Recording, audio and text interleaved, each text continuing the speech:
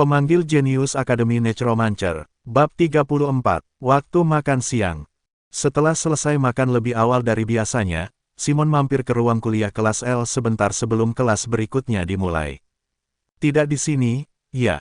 Di antara siswa kelas L di ruang kuliah, Simon tidak dapat menemukan orang yang dicarinya. Gedung tempat kelas selanjutnya akan diadakan cukup jauh, jadi dia bisa terlambat jika membuang lebih banyak waktu. Haruskah aku kembali lagi besok? Saat dia berjalan di depan ruang kuliah dengan gugup, seseorang berjalan melewatinya.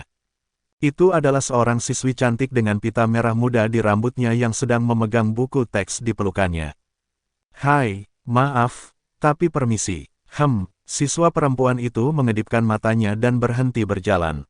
Ada seorang gadis bernama Lorraine di kelas L, kan? Ya, itu benar. Lorraine ada di kelas kita. Mengapa? Simon dengan hati-hati mengeluarkan sebuah amplop dari sakunya. Aku ingin kamu menyerahkan ini pada Lorraine. Siswa perempuan itu berhenti dengan mulut terbuka lebar, seolah-olah seseorang menekan tombol jeda. Kemudian, dia tiba-tiba berteriak. Kenapa dia berteriak? Simon terkejut dan melihat sekeliling. Untungnya, mereka tidak menarik banyak perhatian karena tidak banyak orang di sekitarnya. Benar, aku ingat. Terlihat bersemangat, dia berjinjit dan memeriksa wajah Simon dengan ama. Kamu penerimaan khusus nomor 1 yang mengambil sumpah sebagai perwakilan mahasiswa baru, kan? Benar. Ya dewa, kalian memang elit. Burung-burung berbulu berkumpul bersama. Dia mengambil surat itu seolah dia sedang merebutnya dari tangan Simon. Mehaem, aku mendapatkannya. Aku akan memastikan untuk mengirimkan ini ke Lorraine jika itu membunuhku. Kamu tidak perlu pergi sejauh itu, kamu tahu. Dia tersenyum nakal. Ini pertanyaan yang sangat jelas, tapi aku tidak boleh memberitahu Lorraine siapa dirimu, bukan? Tidak masalah. Benarkah? Bolehkah aku memberitahunya? Matanya berbinar hingga membuat Simon tidak nyaman. Dia tiba-tiba merasakan bahaya yang mengerikan. Tidak, jangan pedulikan hal itu. Tolong kirimkan saja surat itu tanpa berkata apa-apa lagi. Baiklah, kupikir kamu cukup berani, tapi ternyata kamu pemalu. Dia menamparkan lengan Simon dan tertawa seperti wanita anggun. Reaksinya seperti dia sedang bersenang-senang dengan topik tersebut saat ini. Katakan padamu, Simon menyipitkan matanya, kamu tidak salah paham dengan cara yang aneh, kan? Ya, tentu saja tidak. Kenapa kamu mengedipkan mata dengan jawaban itu? Utusan ini tiba-tiba menjadi tidak bisa diandalkan, tapi Simon tidak punya banyak waktu tersisa sebelum kelasnya. Dia hampir tidak bisa melakukannya jika dia berlari sepanjang jalan. Kalau begitu, aku mengandalkanmu dengan surat itu. Serahkan padaku. Begitu Simon membalikkan punggungnya dengan pikiran cemas, siswi itu berlari ke dalam kelas dengan kecepatan luar biasa. Teman-teman, coba tebak, apa yang kudapat dari luar? Simon menghela nafas sambil menekankan tangannya ke dahinya. Setelah menyelesaikan seluruh kelas hari itu, Simon mengunjungi kafe kampus sendirian. Ini adalah pertama kali aku di sini. Saat dia meraih kenop pintu kafe dan membukanya, dia mendengar bel berbunyi. Ada begitu banyak orang ketika dia masuk, menyebabkan matanya melebar karena terkejut. Para siswa, yang duduk di meja besar dan kecil, mengobrol dengan riuh. Para siswa yang duduk di dekat dinding benar-benar asyik belajar. Mereka membolak-balik buku teks dengan satu tangan dan mencatat dengan tangan lainnya sambil minum kopi dengan sedotan di mulut. Mengejutkan juga melihat mereka tetap konsentrasi ketika orang-orang berkeliaran seperti itu. Itu luar biasa, dan mereka bilang tempat ini lebih sering kebanjiran saat masa ujian, ya. Pada saat itulah Simon, yang duduk setelah mencari tempat duduk kosong, melihat sekeliling. Keributan, lingkungan sekitar tiba-tiba menjadi berisik. Seorang siswi dengan rambut hitam tergerai datang dari pintu tempat Simon baru saja masuk. Wow, benar, dia memiliki suasana yang berbeda dari siswa lainnya. Gaya berjalan menyendiri, mata merah yang seolah melampaui dunia, dan wajah dingin tanpa ekspresi.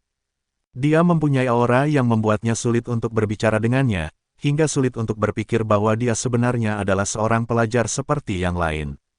Lorraine Arkbold, putri tunggal Nephthys, penyihir kematian yang menguasai separuh dunia selama 300 tahun. Dengan munculnya nama besar tersebut, orang-orang pun mulai berkerumun untuk melihatnya. Lorraine menghela nafas kecil dan mengangkat alisnya. Apa yang kamu lihat? Dengan kata-kata itu, para siswa dalam jarak puluhan meter menghilang dengan bersih. Para siswa yang duduk di kejauhan bahkan tidak bisa melakukan kontak mata dan menundukkan kepala. Setelah menciptakan keajaiban mengubah lingkungan menjadi dingin dalam sekejap, dia mulai bergerak. Dan tempat di mana langkahnya berhenti berada di depan Simon. Simon menelan ludah. Tiba-tiba, rasa gugup yang luar biasa melanda dirinya. Kenapa dia merasa begitu asing? Dia pikir mereka menjadi dekat setelah makan dan berbelanja bersama. Sulit menghadapinya dalam seragam sekolah Kizen ketika dia sudah lama tidak melihatnya. Sudah lama tidak bertemu. Haha, dia mengumpulkan keberanian untuk berbicara dengannya, tapi Lorraine masih tetap dingin dan tanpa ekspresi. Sementara Simon yang kebingungan memikirkan apakah dia melakukan kesalahan, mata Lorraine perlahan melengkung menjadi setengah bulan, dan sudut bibirnya menjadi melengkung. Hai Simon, senyuman itulah yang sangat dikenal Simon. Keduanya mengambil kopi yang mereka pesan dan naik ke lantai 3 kafe. Pemilik kafe yang terlihat sangat gugup mengambil pesanannya sendiri, dan ketika Lorraine mengatakan ingin tempat yang tenang, mereka segera membuka lantai 3 yang tertutup. Berkat ini, keduanya bisa duduk di kursi luar jendela yang luas. Angin sejuk bertiup, dan rasanya luar biasa. Ini pertama kalinya kami bertemu sejak Langerstein. Lorraine, yang duduk di hadapan Simon, membelai rambutnya yang seperti langit malam. Simon, masih gugup, menganggukkan kepalanya sambil tersenyum kaku.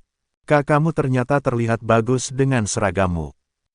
Dia menatap seragam sekolahnya sekali dan kemudian menatap Simon dengan wajah cemberut. Hei, apa yang ingin kamu katakan? Apakah kamu memberitahuku bahwa aku terlihat tua atau semacamnya?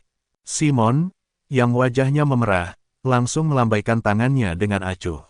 Kenapa dia menafsirkannya seperti itu?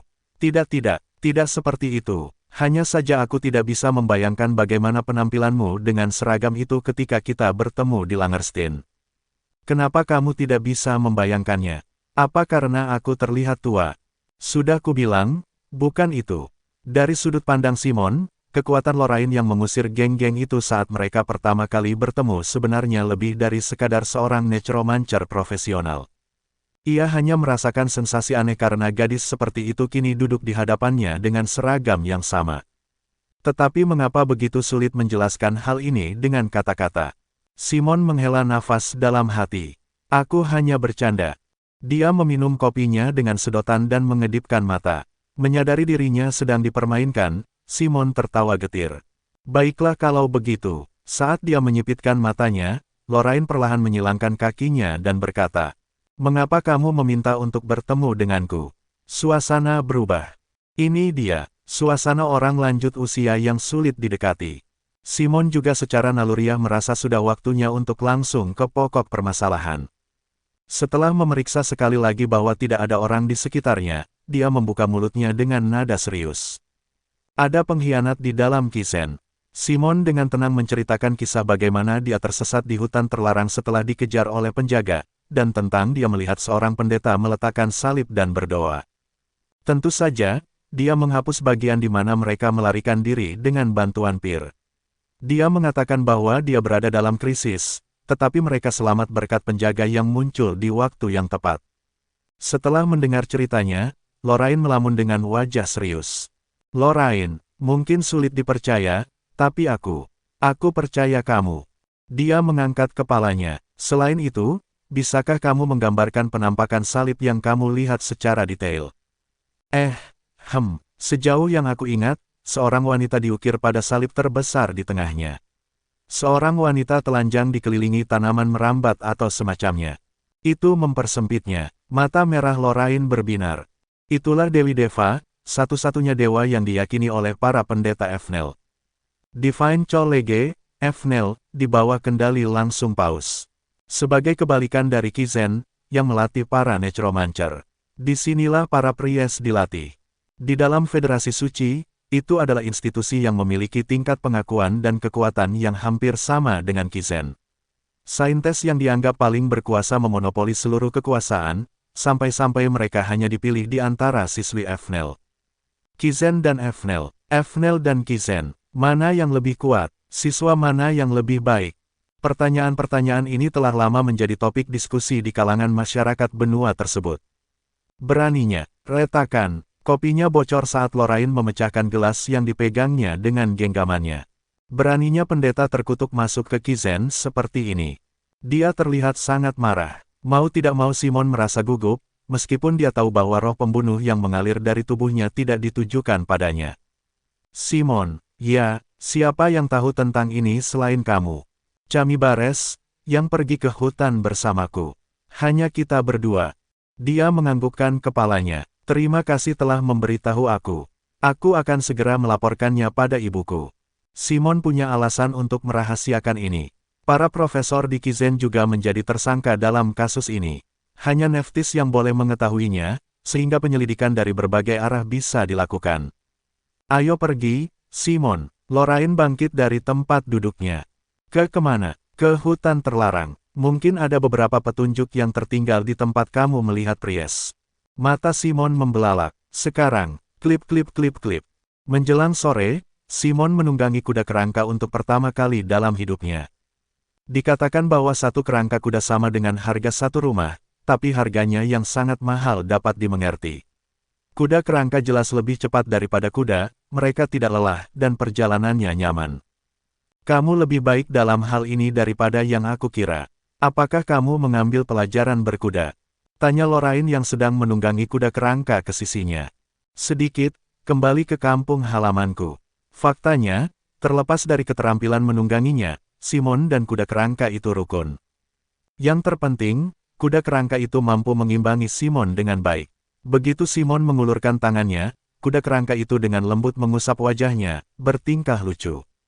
Lewat sini, Lorraine. Ya, dia dapat menavigasi dengan mudah karena itu adalah jalan yang pernah dia lalui. Dengan menggunakan kuda kerangka, dia melompati lembah yang dia lintasi bersama Chamibares dan memasuki kedalaman hutan. Di sekitar tempat ini, terima kasih atas panduannya. Ayo masuk dari sini. Keduanya melompat dari kerangka kuda. Ketika Lorraine membuka subruang di udara, kerangka kuda berlari ke dalamnya dan menghilang. Simon mendecakkan bibirnya. Aku ingin berkendara lebih lama lagi. Dia memiliki dua hal dalam daftar keinginannya yang ingin dia capai ketika dia segera menghasilkan uang. Yang pertama adalah kerangka yang terbuat dari tulang iblis, dan yang kedua adalah kerangka kuda. Kini, mereka berdua berjalan diam-diam melewati hutan terlarang. Simon mengira dia bisa melihat jalan hutan jauh lebih baik daripada saat pertama kali datang bersama Chamibares. Mereka sampai di tempat dia bertemu dengan pendeta tanpa harus berjalan lama. Apakah ini tempatnya? Ya, aku yakin. Keduanya mulai mencari-cari dengan wajah serius. Jejaknya hilang. Dia yakin bahwa disinilah dia melihat sang imam. Namun, altar, dekorasi, salib, dan bahkan bekas luka pertempuran di tanah, tempat ia diserahkan selama pertempuran antara Pir dan Pries, telah hilang seluruhnya. Seolah-olah tidak terjadi apa-apa, Simon merasa seperti dirasuki hantu. Bagaimana kabarmu, Lorraine? Dia berlutut di tanah dan mengusap rumput dengan telapak tangannya. Segera, dia menggelengkan kepalanya. Anehnya, tidak ada jejak sama sekali. Tetapi mereka jelas-jelas menghapus jejaknya. Dia berdiri dan melipat tangannya. Simon, kalau dilihat dari ceritamu, mereka cukup terampil. Kekuatan tempur dan juga mereka mampu menyembunyikan jejak di area yang luas. Hal yang paling mengejutkan adalah mereka memasuki Kizen dengan inti di tubuhnya sambil melayani dewa. Lagi pula, mereka berpikir bahwa inti adalah kekuatan yang menyangkal dewa. Tetapi jika kamu membuka intinya, kamu tidak dapat menggunakan Divinity Pendeta, kan? Lorraine menganggukkan kepalanya. Aku juga tidak tahu cara kerjanya, tapi menurut logika mereka, hitam legam adalah kekuatan iblis terkutuk, dan keilahian adalah kekuatan yang berasal dari kepercayaan kepada dewa. Apapun itu, kedua kekuatan tersebut memang saling bertentangan. Dia membalikkan punggungnya. Situasinya serius. Ayo kembali ke Kizen. Sepertinya aku harus pergi menemui ibuku. Sekarang,